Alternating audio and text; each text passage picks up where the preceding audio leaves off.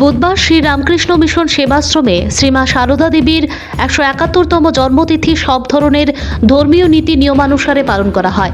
এদিন সারাদিন ব্যাপী অনুষ্ঠান সূচির মধ্যে ছিল সকাল 7টা থেকে ঠাকুর শ্রী রামকৃষ্ণ পরমহংস দেব শ্রীমা সারদা দেবী স্বামী বিবেকানন্দের বিশেষ পুজো, হোম যজ্ঞ, ভোগারতি সহ সকাল 10টা থেকে শ্রীমা সারদা দেবীর কথা পাঠ, 11টায় ঠাকুর শ্রীরামকৃষ্ণ পরমহংস দেব শ্রীমা সারদা দেবী স্বামী বিবেকানন্দের প্রতিকৃতিতে শিলচর রামকৃষ্ণ মিশনের সম্পাদক স্বামী গণধীশানন্দ মহারাজের সঙ্গে মন্ত্র উচ্চারণের মাধ্যমে ভক্তবৃন্দরা পুষ্পার্ঘ্য নিবেদন করে ও ভক্তিমূলক সঙ্গীত পরিবেশন।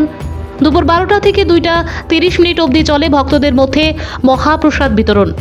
বিকেল 4টা থেকে শ্রীমা সারদা দেবীর জীবনী নিয়ে আলোচনা করেন স্বামী গণধীশানন্দ মহারাজ। তিনি বলেন, শ্রীরামকৃষ্ণ পরমহংসদেব ও সারদা দেবীকে ভক্তেরা স্বয়ং নারায়ণ ও লক্ষ্মী রূপে মনে করেন। সারদা দেবীতে জগদ্ধাত্রী রূপে পুজো করেছিলেন রামকৃষ্ণদেব। রামকৃষ্ণদেবের প্রয়াণের পর তাঁর আদর্শে ধর্ম আন্দোলনে এগিয়ে নিয়ে গিয়েছেন সারদা মা। সে সময় পল্লীগ্রামের এক তথাকথিত শিক্ষাবিহীন রমণী যেভাবে যাবতীয় লোকাচারের ঊর্ধ্বে উঠে সব ভেদাভেদ ভুলে নিজেকে সবার মা হিসেবে পরিচিত করেছিলেন তা সত্যি অতুলনীয়। সেবা ধর্মের মূর্ত প্রতীক সারদামণি সাধারণ পল্লী রমণী হয়েও কুসংস্কারে আচ্ছন্ন ছিলেন না। অস্পৃশ্যতা বোধকে কি করে দূরে সরিয়ে রাখতে হয় তা তিনি নিজের জীবনের আচরণ দিয়ে শিখিয়ে গেছেন। জনসেবাতেই তিনি নিজের জীবন উৎসর্গ করেছিলেন। সন্ধ্যা আরতি ও ভজন দিয়ে শেষ হয় এদিনের মা সারদার জন্মতিথি অনুষ্ঠান। নমস্কার, শিলচর রামকৃষ্ণ মিশন থেকে বলছি। আজকে শ্রী শ্রী মা সারদা দেবীর 171তম জন্মতিথি। এই জন্মতিথি উপলক্ষে ভারতবর্ষের তথা সারা পৃথিবীর রামকৃষ্ণ মঠ মিশনে ভক্তদের বাড়িতে বাড়িতে বিভিন্ন অনুষ্ঠান হয় মায়ের জন্মতিথি উপলক্ষে। সেই রকম আমাদের এখানেও সেই জন্মতিথি উৎসব পালিত হচ্ছে। মা ছিলেন সাক্ষাৎ জগৎজননী। তার জন্মদিন পালনের মাধ্যমে তার কাছে আশীর্বাদ প্রার্থনা, তার করুণা প্রার্থনা করি আমরা।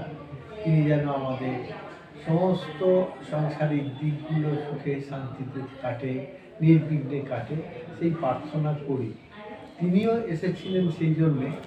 ঠাকুর দিয়েছিলেন বিশ্বের কাছে এক বার্তা, সেই বার্তাটা নিয়ে বহন করেছিলেন স্বামী বিবেকানন্দ।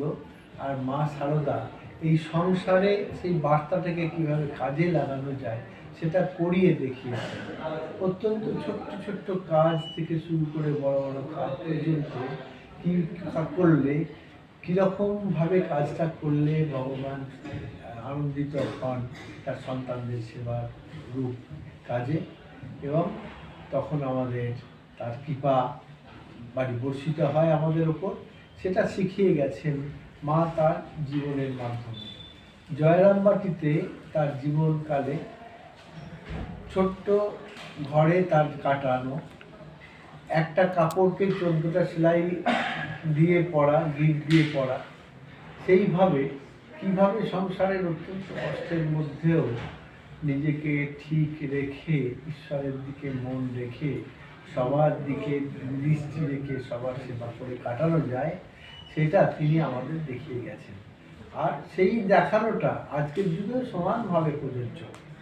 এমনভাবে অত্যন্ত কষ্টের মধ্যে পড়েছেন, রাস্তায় যাচ্ছেন, ডাকাত এসে হাজির হয়েছে, সঙ্গে কেউ নেই, সেই রকম জায়গাতে সাহস করে ডাকাতকে বাবা বলে তার মনে পরিবর্তন করে বেরিয়ে আসা, তার পিছু পিছু হরিশ বলে একজন পাগল ছুটছে, তার হাত থেকে নিজেকে রক্ষা করা।